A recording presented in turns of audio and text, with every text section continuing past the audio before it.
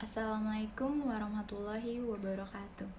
Perkenalkan, nama saya Sapitri dengan NIM 2010 10550834. Di sini saya akan menjelaskan materi tentang pembelajaran neraca pembayaran perdagangan internasional dan nilai tukar. Yang pertama itu ada neraca pembayaran. Neraca pembayaran atau balance of payment adalah pencatatan sistematis yang menjelaskan seluruh transaksi ekonomi antara penduduk suatu negara dengan negara lain selama masa tertentu. Dalam penyusunannya dibedakan menjadi transaksi debit dan transaksi kredit.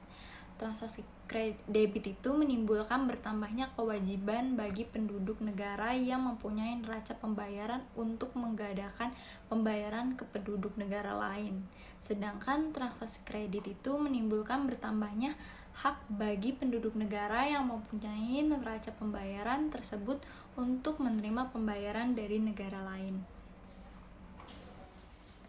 Yang kedua itu ada transaksi berjalan atau current account, yaitu neraca yang fokus pada transaksi ekspor dan impor barang maupun jasa, pendapatan investasi, pembayaran cicilan dan pokok hutang luar negeri, serta saldo kiriman dan transfer uang dari dalam negeri dan ke luar negeri, baik yang dilakukan pemerintah, swasta maupun individual.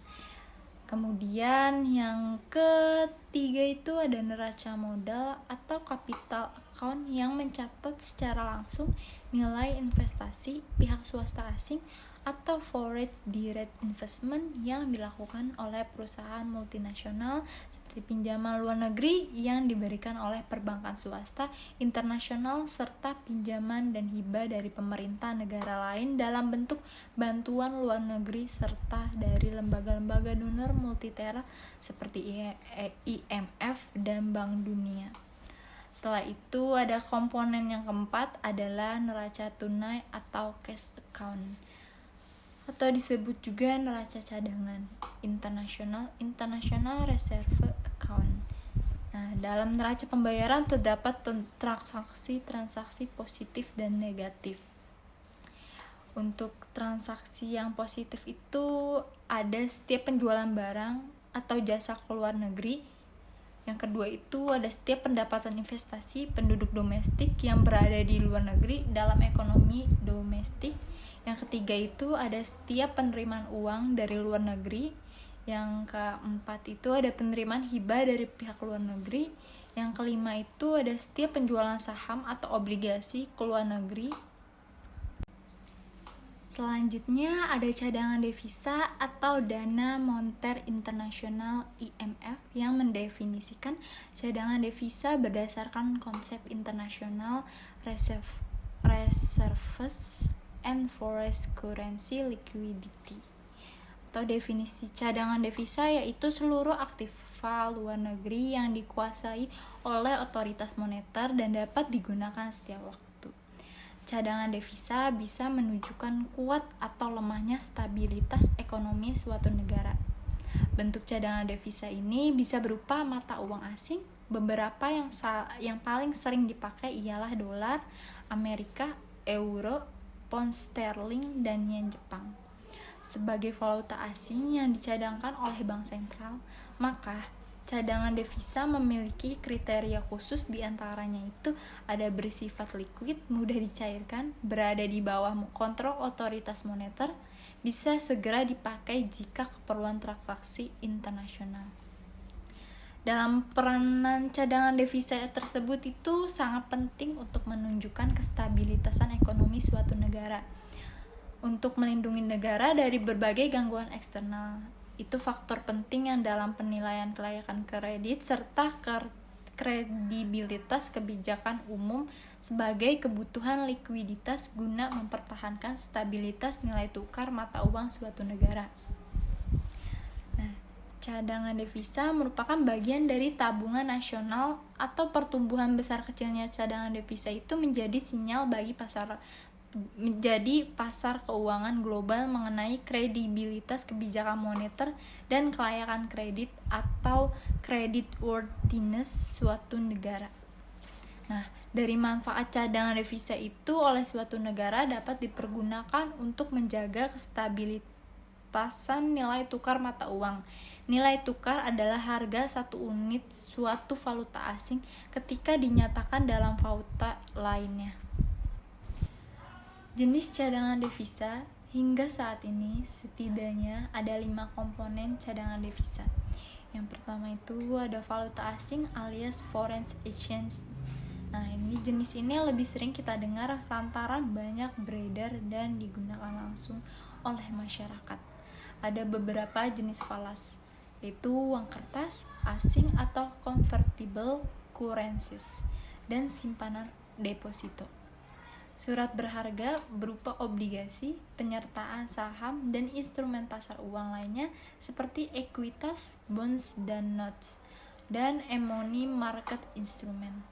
Derivatif keuangan alias financial derivatives. Contoh transaksi derivatif keuangan adalah forward, futures, swaps, and option.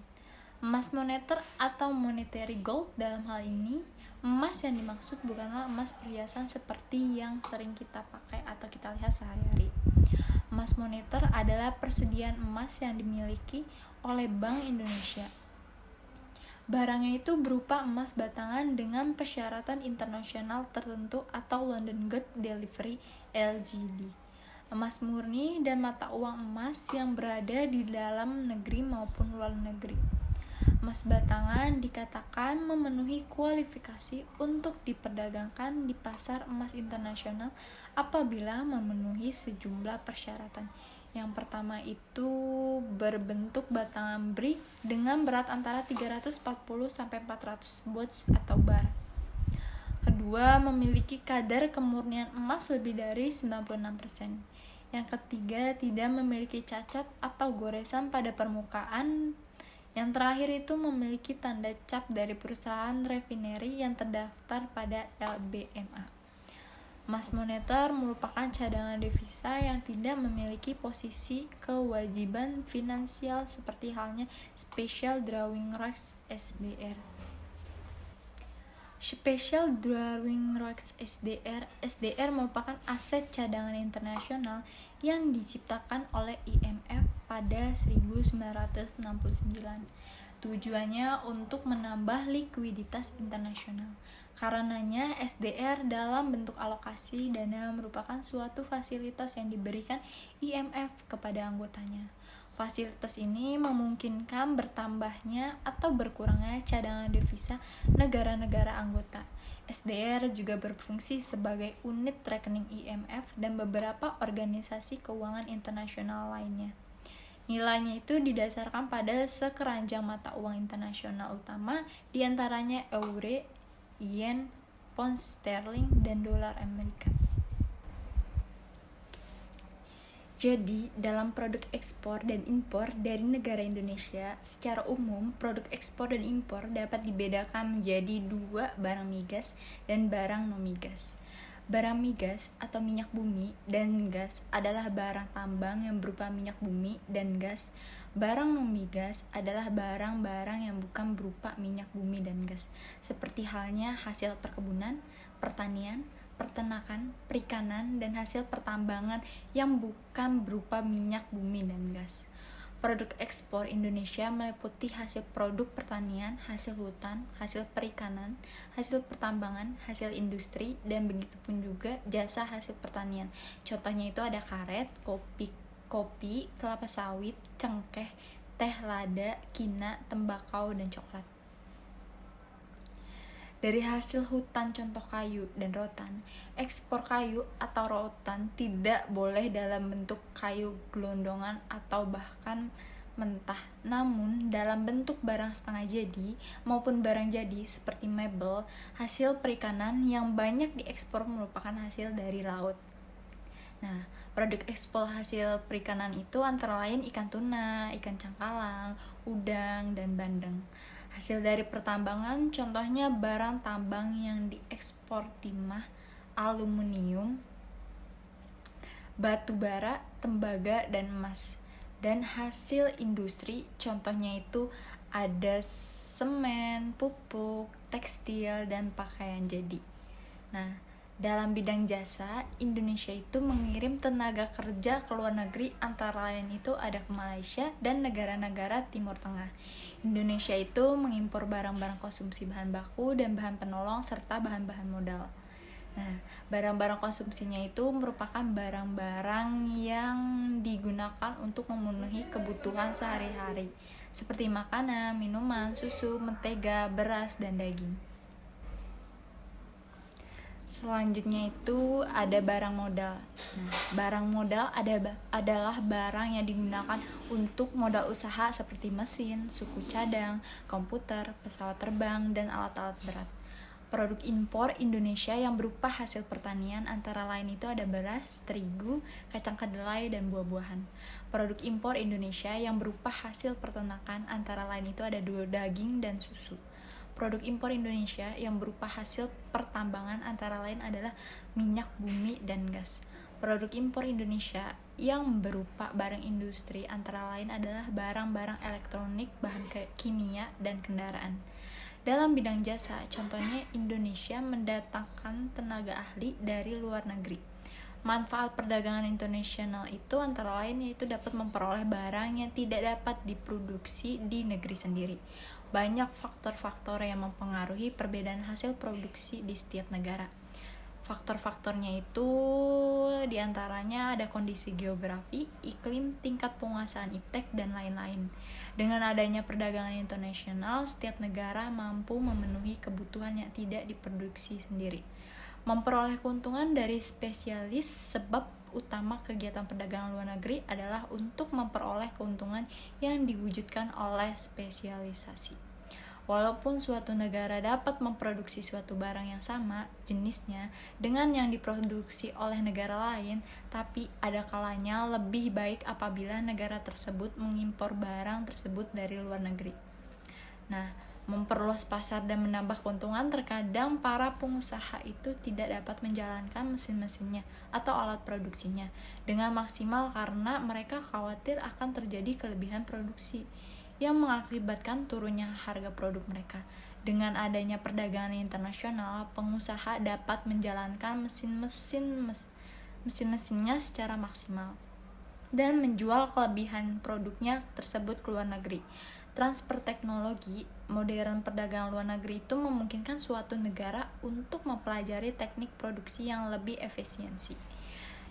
Faktor pendorong, banyak faktor yang mendorong suatu negara melakukan perdagangan internasional, di antaranya untuk memenuhi kebutuhan barang dan jasa di dalam negeri, keinginan memperoleh keuntungan dan meningkatkan pendapatan negara, adanya perbedaan kemampuan penguasaan ilmu pengetahuan dan teknologi dalam mengelola sumber daya ekonomi, adanya kelebihan produk dalam negeri sehingga perlu pasar baru untuk menjual produk tersebut, adanya perbedaan keadaan seperti sumber daya alam, iklim, tenaga kerja, budaya, dan jumlah penduduk yang menyebabkan adanya perbedaan hasil produksi dan adanya keterbatasan produksi, adanya kesamaan selera terhadap suatu barang, keinginan kita membuka kerjasama, hubungan politik, dan dukungan dari negara lain.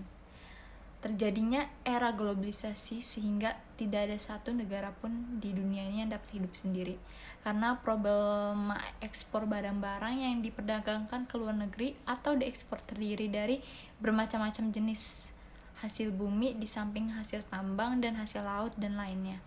Kita mengetahui bahwa masalah ekspor itu bukanlah persoalan yang berdiri sendiri, tetapi hanyalah sebagai ujung dari suatu kegiatan ekonomi yang menyangkut bidang yang amat luas, atau paling banyak dapat dikatakan hanya sebagai salah satu dari satu mata rantai aktivitas perekonomian. Pada umumnya hasil bumi itu misalkan sebagian dihasilkan oleh perkebunan milik pemerintah maupun swasta, sedangkan sebagian lagi oleh petani-petani kecil itu yang bertebaran di seluruh tanah air, bahkan hasil-hasil itu masih bertebaran di hutan. Akan tetapi semuanya itu tidak dapat menjelma menjadi devisa nyata kalau tidak diusahakan. Hasil-hasil itu setidaknya harus dikumpulkan lebih dulu sedikit demi sedikit dari tempat kecil yang terpencil di pedalaman. Dari situ harus diangkut ke kota dan kemudian dalam jumlah yang agak banyak kemudian diangkut ke pelabuhan yang terdekat. Sampai pada di Indonesia itu sudah dihadapkan pada masalah-masalah tertentu. Nah, masalahnya itu ada pengumpulan dan masalah pengangkutan darat. Masalah pengumpulan merupakan persoalan tersendiri, bagaimana caranya mengumpulkan barang itu dari tempat-tempat kecil dan dari produsen yang tersebar itu bidang prasarana ekonominya memang tidak sempurna, sehingga dalam banyak hal menjadi hambatan dalam usaha ke arah perbaikan dalam bidang-bidang lain. Masalah pembiayaan rupiah atau rupiah financing. Persoalan pembiayaan ini merupakan persoalan yang penting pula. Apakah keuangan sendiri dari setiap pengusaha cukup buat untuk membiayainya? Ataukah tidak perlu bantuan dari bank-bank pemerintah atau badan-badan keuangan lainnya? Kalau demikian, halnya sampai sejauh mana pemerintah dapat memberikan bantuan dalam memecahkan persoalan pembiayaan rupiah ini. Barang ekspor kita sebagian dihasilkan oleh produsen kecil ataupun hanya dipungut dari hutan-hutan, laut, dan sungai. Produsen atau pengumpul pertama itu mempunyai tingkat pengetahuan dan cara pengolahannya itu yang tidak sama, sehingga barang yang dihasilkan belum mempunyai mutu yang seragam. Bahkan mungkin sekali belum dilakukan pengolahannya sama sekali, barang masih sedemikian itu sudah tentu belum dapat diperdagangkan ke luar negeri, tetapi masih perlu diolah lebih dahulu. Masalah sortasi dan upgrading, sorting atau upgrading itu baik di desa maupun di kota-kota pelabuhan. Barang-barang yang sudah terkumpul harus disimpan dengan baik dan dimasukkan di dalam karung ataupun peti yang kuat sehingga terhindar dari kemungkinan kerusakan selama dalam menyimpan atau selama dalam perjalanan. Jadi dalam hal ini pun tidak dapat diabaikan persoalannya. Maka dari itu, ekspor dalam hal ini barang dikirim ke luar negeri sesuai dengan peraturan umum yang berlaku, yang diajukan kepada pembeli di luar negeri untuk memenuhi suatu transaksi yang sebelumnya sudah diadakan dengan importir di luar negeri. Sesuai dengan peraturan devisa yang berlaku, maka hasil devisa yang diperoleh dari ekspor ini dapat dijual kepada Bank Indonesia, sedangkan eksportir menerima pembayaran dalam mata uang rupiah sesuai dengan penetapan nilai kurs valuta asing yang ditentukan dalam bursa valuta, atau juga dapat dipakai sendiri oleh eksportir. Barter adalah pengiriman barang-barang ke luar negeri atau ditukarkan langsung dengan barang, tidak menerima pembayaran di dalam mata uang rupiah. Kalau kita pelajari sejarah masyarakat primitif atau masyarakat suku terasing, maka kebanyakan cara yang mereka tempuh dalam memenuhi kebutuhannya adalah dengan cara tukar-menukar apa yang dipunyai atau yang diproduksikan dengan barang apa yang dimiliki tetangganya. Konsiansi atau consignment adalah pengiriman barang ke luar negeri untuk dijual, sedangkan hasil penjualan diperlakukan sama dengan hasil ekspor biasa. Jadi dalam hal ini barang dikirim ke luar negeri bukan untuk ditukarkan dengan barang lain seperti hal barter, dan juga bukan untuk memenuhi suatu transaksi yang sebelumnya sudah dilakukan seperti dalam hal ekspor biasa. Tegasnya, di dalam pengiriman barang sebagai barang konsinyasi belum ada pembeli yang tertentu di luar negeri. Kurs valuta asing.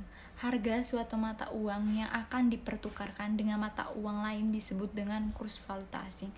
Kurs valuta asing adalah perbandingan nilai atau harga antara mata uang asing yang dinyatakan atau ditukarkan dengan nilai mata uang dalam negeri.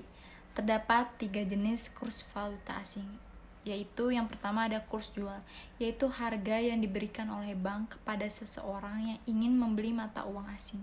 Yang kedua itu ada kurs beli, yaitu harga yang diberikan oleh bank kepada seseorang yang ingin menukarkan mata uang asing. Yang ketiga itu ada kurs tengah, yaitu harga yang diberikan oleh bank antara kurs jual dan kurs beli. Penjumlahan kurs beli dan kurs jual yang dibagi dua. Terdapat beberapa sistem cara yang dilakukan oleh pemerintah di suatu negara dalam menentukan nilai kurs valuta asing. Nah, sistem-sistemnya tersebut ialah sebagai berikut. Yang pertama itu ada sistem kurs tetap atau fixed exchange rate. Sistem kurs tetap adalah suatu situasi bahwa nilai kurs mata uang dalam negeri ditetapkan berapa besar nilainya oleh pemerintah negara tersebut. Dalam sistem ini, pemerintah dapat mengatur nilai mata uangnya dalam harga tertentu telah melakukan berbagai langkah-langkah dan kebijakan yang ia tetapkan. Fluktuasi pergerakan harga yang terjadi dalam kurs valuta asing ini akan direndam oleh pemerintah atau diinvestasi. Jika terjadi kelebihan penawaran akan suatu mata uang, maka pemerintah akan membelinya. Dan sebaliknya, jika terjadi kelebihan permintaan akan mata uang asing tertentu, maka pemerintah akan menjual persediaan mata uang yang dimilikinya. Sistem ini dapat memberikan suatu kepastian dalam nilai tukar mata uang. Namun sistemnya ini memiliki suatu kelemahan, yaitu pemerintah harus memiliki cadangan yang besar dalam bentuk devisa yang besar. Hal ini dilakukan untuk mempertahankan nilai mata uang negaranya. Yang kedua itu ada sistem kurs bebas atau mengambang, floating exchange rate. Dalam sistem ini, besarnya suatu nilai pertukaran kurs diserahkan kepada mekanisme pasar dengan syarat yaitu tanpa adanya campur tangan pemerintah. Besarnya tingkat pemerintahan dan penawaran terhadap mata uang menentukan tinggi rendahnya kurs mata uang tersebut. Nah, yang ketiga itu ada sistem kurs mengambang terkendali atau managed floating rate. Sistem ini merupakan gabungan dari dua sistem, yaitu sistem kurs tetap dan kurs bebas.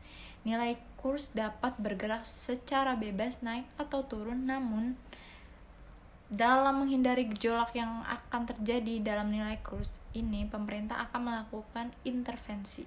Pemerintah ikut andil dalam melakukan intervensi saat harga kurs mencapai batas-batas tertentu. Nah, campur tangan atau intervensi yang dilakukan oleh pemerintah itu berupa ada dua. Itu dirting floating, yaitu suatu kondisi jika pemerintah secara langsung melakukan intervensi dengan menjual atau membeli suatu valuta asing.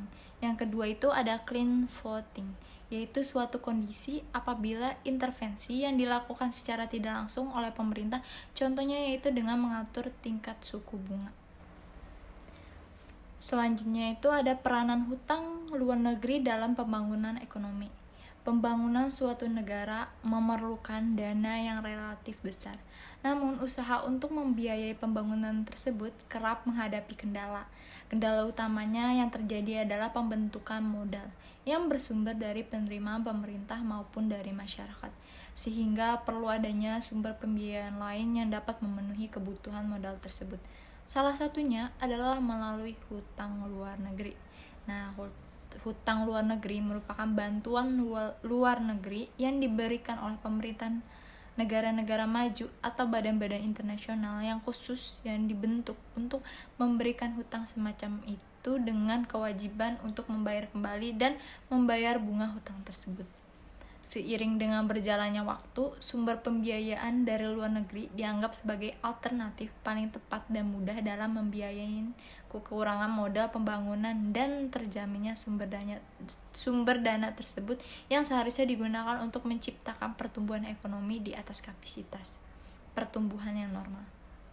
Sehingga seharusnya ada dua hal yang perlu diperhatikan agar penggunaan hutang itu bisa efektif, yaitu penggunaan hutang harus diarahkan untuk membiayain investasi publik dan stok hutang tidak boleh melebihi batas maksimum tertentu. Efektivitas penggunaan hutang bisa juga dibahas secara mikro yang banyak tergantung pada kemampuan pelaksanaan proyek dalam mencapai sasarannya. Adapun penyebab Indonesia melakukan bantuan luar negeri atau melaksanakan hutang luar negeri untuk melaksanakan pembangunan secara keseluruhan, yaitu pendapatan per kapita penduduk yang umumnya relatif rendah itu menyebabkan tingkat MPS marginal propensity to save rendah, dan pendapatan pemerintah dari sektor pajak khususnya penghasilan juga rendah. Lemahnya sektor perbankan nasional yang menyebabkan dana masyarakat yang memang terbatas itu tidak dapat didayagunakan secara produktif dan efisien untuk menunjang pengembangan usaha yang produktif. Kurangnya berkembangnya pasar modal menyebabkan tingkat kapitalisasi pasar yang rendah sehingga banyak perusahaan yang kesulitan mendapatkan tambahan dana murah dalam berekspansi. Selanjutnya, banyaknya dana-dana pembangunan nasional yang telah dikorupsi oleh pejabat-pejabat setempat untuk keperluan pribadi. Hutang luar negeri tentu saja memberikan dampak secara langsung ataupun tidak terhadap kondisi perekonomian dan keuangan Indonesia, baik positif maupun negatif.